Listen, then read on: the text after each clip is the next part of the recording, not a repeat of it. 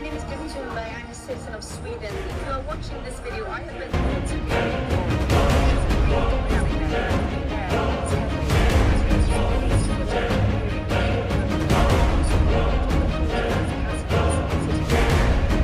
Fed on state of Gaza. It involved over 40 civilian vessels from dozens of countries carrying around. All boats have been stopped. News of Israel's action against the flotilla sparked protests around the world, with leaders of several countries. South Africa on Thursday was a violation of international law, while Colombia were among those detained had hoped to arrive in Gaza on Thursday morning. दोस्तों, आज की दुनिया में जहां एक तरफ इंसानियत की बातें की जाती हैं, वहीं दूसरी तरफ सियासत और ताकत की खींचतान कभी ख़त्म होती नज़र नहीं आ रही है। मिडिल ईस्ट की ज़मीन इन दिनों फिर से हलचल में है। घटनाओं की लड़ी इतनी तेज़ी से आगे बढ़ रही है कि हर दिन नए सवाल उठ रहे हैं और इन सवालों के जवाब अब भी दूर कहीं धुंध में छिपे बैठे हैं। दोस्तों, गाज़ा से पहले बात करते हैं वेटिकन सिटी से आई बड़ी खबर की। मई महीने में चुने गए पोप लियो, जिन्होंने अपनी शुरुआती नीतियों और पारंपरिक रुझान से दुनिया भर के रूढ़िवादी कैथोलिकों का दिल जीत लिया था, वो अब उन्हीं के निशाने पर आकर खड़े हो गए हैं। वजह है उनका एक बयान। जी हाँ दोस्तों, जिसमें उन्होंने अमेरिका के राष्ट्रपति डोनाल्ड ट्रंप की सख्त इमिग्रेशन पॉलिसियों पर सवाल उठाया है। लियो ने कहा है कि अगर कोई इंसान गर्भपात के खिलाफ है लेकिन उसी वक्त प्रवासियों के साथ अमानवीय बर्ताव को सही ठहराता है, तो उसे सच में प्रो लाइफ कहना बड़ा मुश्किल है। ये बयान आते ही दुनिया के कई हिस्सों में चर्चाओं का तूफान उठ खड़ा हुआ। जो लोग पहले पोप लियो को फ्रांसिस से अलग और अपने करीबी मानते थे, वही अब उनसे नाराज़गी जता रहे हैं। अमेरिका के पूर्व टेक्सास बिशप जोसेफ, जो पहले फ्रांसिस के कट्टर आलोचक थे लेकिन लियो के समर्थन में भी थे, उन्होंने भी सोशल मीडिया पर पोप की बातों को कन्फ्यूज़न फैलाने वाला बताया है। वहीं कैथोलिक ब्लॉग्स ने लिखा है कि पोप को फिर से चुप्पी ओढ़ लेनी चाहिए, लेकिन वेटिकन के भीतर के जानकार कहते हैं कि लियो अपने विचारों से पीछे हटने वाले नहीं हैं। अब आते हैं उस खबर पर जिसने पूरी दुनिया का ध्यान अपनी ओर खींच लिया है। जी हाँ, हम गाज़ा की बात कर रहे हैं। गाज़ा की तरफ जाने वाले ग्लोबल स्मूथ फ्लोटिला की। दोस्तों, तकरीबन 40 नावों में सवार 450 से ज़्यादा अंतर्राष्ट्रीय कार्यकर्ता जब गाज़ा के लिए दवाइयाँ और खाना लेकर निकले, तो उन्हें उम्मीद थी कि दुनिया देखेगी कि इंसानियत अब भी ज़िंदा है। लेकिन रास्ते में क्या हुआ? रास्ते में इस कारवां को इजरायली नौसेना ने रोक लिया। लाइव कैमरों ने वो पल दिखाया जो हेलमेट और नाइट विज़न पहने इजरायली सिपाही नावों पर चढ़े और यात्रियों को हथकड़ियों में जकड़ लिया, बांध लिया। उन यात्रियों में सबसे चर्चित नाम थी पर्यावरण कार्यकर्ता ग्रेटा थनबर्ग, जिनकी एक वीडियो रिकॉर्डिंग सोशल मीडिया पर आग की तरह फैल गई है। जी हाँ दोस्तों, उस रिकॉर्डिंग में उन्होंने कहा, अगर आप ये वीडियो देख रहे हैं तो समझिए मुझे इजरायली फ़ौज ने अगवा कर लिया है। लेकिन हमारी यात्रा पूरी तरह शांतिपूर्ण थी और अंतर्राष्ट्रीय कानून के मुताबिक थी। फिर भी हमारे साथ इजराइल द्वारा बुरा सलूक किया गया। दुनिया भर में इस घटना ने गुस्से की लहर फैला दी है। यूरोप के बड़े शहरों से लेकर कराची, ब्यूनस आयर्स और मैक्सिको सिटी तक लोग सड़कों पर उतर आए हैं। इटली में तो मजदूर यूनियन ने हड़ताल तक बुला ली है। तुर्की के राष्ट्रपति एर्दोगन ने इसे गुंडागर्दी कहा है और कहा है कि ये दिखाता है कि इजराइल अमन का कोई इरादा नहीं रखता। सवाल सिर्फ इतना नहीं है कि इन नावों को रोका क्यों गया, असल सवाल ये है कि क्या किसी मुल्क को इंसानियत की आवाज़ को दबाने का इतना हक है। फ्लोटिला आयोजकों का कहना है कि उनका मिशन बिल्कुल शांतिपूर्ण था, लेकिन इजराइल कहता है कि गाज़ा एक एक्टिव वार जोन है और कोई भी नाव वहां नहीं जा सकती। इजराइल ने यह भी कहा कि जो मदद लानी है उसे सुरक्षित रास्ते से भेजा जाए। लेकिन मेरे दोस्तों, मददगारों का जवाब साफ है, सुरक्षित रास्ते का नाम सिर्फ एक बहाना है। असलियत में गाज़ा की जनता भूख से मर रही है। इस वक्त तक एक नाव मेरिटिन अब भी गाज़ा की ओर लगातार बढ़ रही है और आयोजक कह रहे हैं ये सफ़र किसी भी हाल में रुकेगा नहीं। तुर्की ने तो बाकायदा जांच शुरू कर दी है, क्योंकि 24 तुर्की नागरिक भी पकड़े गए हैं, इस नाव में सवार थे। वहीं साउथ अफ्रीका के राष्ट्रपति रामाफोसा ने मांग की कि उनके नागरिक जिसमें नेल्सन मंडेला के पोते भी शामिल हैं, उनको तुरंत रिहा किया जाए। ये सब तब हो रहा है दोस्तों जब गाज़ा पर इजराइल का हमला लगभग 2 साल से जारी है। संयुक्त राष्ट्र और इनकी हक की संस्थाएं कह रही हैं कि ये नाकेबंदी इंसानियत के खिलाफ है और अंतर्राष्ट्रीय कानून तोड़ती है। गाज़ा की तबाही अब उस हद तक पहुंच चुकी है कि लाखों लोग भूख, बीमारी और बेघर होने की मार झेल रहे हैं, जिसमें छोटे छोटे मासूम बच्चे सबसे ज़्यादा हैं। सोचिए उन मासूम बच्चों का क्या कसूर है। इसी बीच अमेरिका की राजनीति भी इस मुद्दे पर खिंचाव दिखा रही है।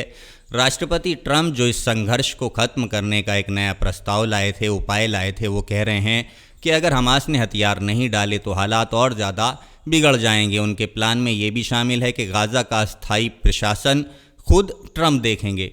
मिस्र, कतर और तुर्की अब कोशिश कर रहे हैं कि हमास को ये प्रस्ताव मानने के लिए राज़ी किया जाए, लेकिन हकीकत यह है मेरे दोस्तों कि हमास के लिए ये प्रस्ताव आत्मसमर्पण से कम नहीं है। और इस पूरे संघर्ष के बीच सबसे दर्दनाक तस्वीरें गाज़ा से आती हैं। वहाँ की 22 वर्षीय नैन्सी अबू मतरोद, जिसने पहले ही 3 बच्चों को खो दिया है, अब अपनी 2 साल की बेटी को बचाने की जद्दोजहद कर रही हैं। ये बच्ची दोस्तों कैंसर से जूझ रही है, लेकिन जिस अस्पताल में उसका इलाज चल रहा था वो इजरायली बमबारी में बंद हो चुका है। नैन्सी की गोद में सिर्फ लाचारी है और उनके शब्द हर माँ की तरह कांपता हुआ दर्द बयां करते हैं। वो कहती हैं, मैं बस एक आश्रय चाहती हूँ, मैं अपनी आखिरी बेटी को खोना नहीं चाहती। युद्ध के इस लंबे दौर ने गाज़ा के बच्चों और गर्भवती महिलाओं को सबसे ज़्यादा चोट पहुँचाई है। अस्पताल या तो बंद हो चुके हैं या फिर दवाइयाँ और डॉक्टर वहाँ तक पहुँच ही नहीं पा रहे हैं। भूख और बीमारी मौत को और तेज़ कर रही है। दोस्तों, गाज़ा और फ्लोटिला की कहानी जितनी दर्दनाक है, उतनी ही ख़तरनाक परछाइयाँ लेबनान की धरती पर भी मंडराने लगी हैं। लेबनान जो पहले से ही आर्थिक तंगी और सियासी अस्थिरता से जूझ रहा है, अब हिजबुल्लाह के मुद्दे पर एक नए मोड़ पर आकर खड़ा हो गया है। जी हाँ, ये एक नया मुद्दा है जो गरमाने लगा है। अमेरिकी राष्ट्रपति डोनाल्ड ट्रंप की सरकार ने हाल ही में लेबनान की सुरक्षा फोर्सेस के लिए $230 मिलियन की बड़ी मदद मंजूर की है। इसमें से $190 मिलियन सीधे लेबनानी आर्मी के लिए होंगे और 40 मिलियन इंटरनल सिक्योरिटी फोर्सेस के लिए होंगे। ये फैसला ऐसे वक्त में आया है जब ट्रंप प्रशासन बाकी विदेशी सहायता कार्यक्रमों में कटौती कर रहा है। ये साफ दिखाता है कि गाज़ा और मिडिल ईस्ट की जंग के बीच लेबनान एक अहम मोर्चा बन चुका है। दोस्तों, असल में लेबनान के राष्ट्रपति और प्रधानमंत्री ने अमेरिकी मदद से आर्मी को ये जिम्मेदारी दी है कि साल के अंत तक पूरे देश में सिर्फ सरकारी फोर्सेस के पास ही हथियार होंगे, यानी हिजबुल्लाह को निहत्था करने की तैयारी पूरी तरीके से की जा रही है। लेकिन सवाल ये है कि क्या हिजबुल्लाह इतनी आसानी से अपने हथियार छोड़ देगा, इनकी बात मान लेगा? ये संगठन सिर्फ एक मिलिशिया नहीं है, बल्कि लेबनान की सियासत और समाज में गहराई तक जड़ें जमाए हुए है। इसका ईरान से भी गहरा रिश्ता है और पिछले दशकों में इसने इजराइल से लड़ी जंगों में खुद को प्रतिरोध की आवाज़ के रूप में पेश किया है। अब ट्रंप की मदद और अमेरिकी दबाव के बीच लेबनान एक बार फिर उस चौराहे पर है जहां या तो आर्मी का कंट्रोल होगा या फिर गृहयुद्ध जैसी स्थिति लौट कर आएगी। और इस बार हालात कहीं ज़्यादा जटिल दिखाई दे रहे हैं। जी हां दोस्तों, क्योंकि देश की अर्थव्यवस्था पहले ही ढह चुकी है और लाखों लोग गरीबी की चपेट में हैं। इसी बीच मिस्र के विदेश मंत्री बद्र अब्देलाती का बयान भी सामने आया है। उन्होंने साफ कहा है कि काहिरा कतर और तुर्की के साथ मिलकर हमास को ट्रंप की शांति योजना मानने के लिए मनाने की कोशिश कर रहा है। मिस्र का डर साफ है, अगर हमास ने ये प्रस्ताव ठुकरा दिया तो मेरे दोस्तों जंग और ज़्यादा बढ़ जाएगी और इसका असर सीधा सीधा मिस्र की सीमाओं तक पहुंच जाएगा। यानी गाज़ा, इजराइल, लेबनान और पूरे मिडिल ईस्ट का नक्शा इस समय इस वक्त ऐसे ताश के पत्तों की तरह है जिसे हल्की सी हवा भी पूरी तरीके से गिरा सकती है। लेकिन इन सियासी चालों, मदद और योजनाओं से परे असली तस्वीर गाज़ा के आम लोगों की है। नैन्सी अबू मतरोद जैसी हज़ारों और माएँ हैं जो अपने बच्चों को अस्पतालों के खंडहरों में ढूंढती नज़र आ रही हैं। बच्चे जिनकी ज़िंदगी स्कूल और खेल के मैदानों में होनी चाहिए थी, अब या तो मलबे तले दबे हुए हैं या फिर बेघर कैंपों में भूख से मौत की लड़ाई लड़ रहे हैं। यूनिसेफ की ताज़ा रिपोर्ट कहती है कि युद्ध के इस लंबे दौर में गाज़ा में समय से पहले जन्म लेने वाले बच्चों की संख्या बहुत तेज़ी से बढ़ती दिखाई दे रही है। गर्भवती महिलाएं तनाव, भूख और लगातार भाग दौड़ से टूट रही हैं। अस्पतालों में जगह नहीं है, दवाइयाँ नहीं हैं, बिजली नहीं है। ऐसे हालात में नवजात बच्चों का बचा पाना किसी चमत्कार से कम नहीं है। सोचिए, एक तरफ बड़े बड़े नेता शांति योजनाओं, हथियारबंदी और राजनीति के खेल में उलझे हैं और दूसरी तरफ आम इंसान अपनी सबसे कीमती पूंजी यानी कि अपने बच्चों को बचाने के लिए दर दर की ठोकरें खा रहे हैं, कोशिशें कर रहे हैं। तुर्की के राष्ट्रपति एर्दोगन ने अपने भाषण में कहा कि दुनिया बच्चों को भूख से मरते हुए देख रही है और फिर भी खामोश है, चुप बैठी है। सवाल सिर्फ तुर्की या साउथ अफ्रीका का नहीं है दोस्तों, बल्कि पूरे इंसानी समाज का सवाल है। क्या हम सब मिलकर इस खामोशी के गुनाहगार नहीं हैं? अब ज़रा सा ध्यान अमेरिका की भूमिका पर भी डालिए। ट्रंप ने ये साफ किया है कि अगर हमास ने हथियार नहीं डाले तो जंग रुकेगी नहीं, आगे बढ़ेगी। और उनके नए प्रस्ताव में ये भी कहा गया है कि गाज़ा का अस्थायी प्रशासन वो खुद देखेंगे। ये बात सुनने में भले ही एक हल लगती हो, लेकिन हकीकत ये है कि गाज़ा के लोग इसको अपनी आज़ादी पर चोट मानते हैं। वो पूछते हैं कि हमारी ज़मीन पर भी अब किसी और का राज होगा, हक होगा। इस पूरे मसले में मिस्र, कतर और तुर्की जैसी ताकतें अब भी मध्यस्थ बनने की कोशिश कर रही हैं। लेकिन मेरे दोस्तों, अनुभव यही कहता है कि जब तक मूल मसले यानी कि नाकाबंदी, कब्ज़ा और बुनियादी इंसानी हक हल नहीं होंगे, कोई भी योजना टिकने वाली नहीं है और हल नहीं निकलेगा। इस सब के बीच इजराइल अपने तर्क पर अड़ा हुआ है। उसका कहना है कि गाज़ा से आई हर नाव, हर फ्लोटिला उसके लिए ख़तरा है। वो कहता है कि ये इलाका युद्ध का मैदान है और कोई भी वहाँ खुलेआम नहीं जा सकता।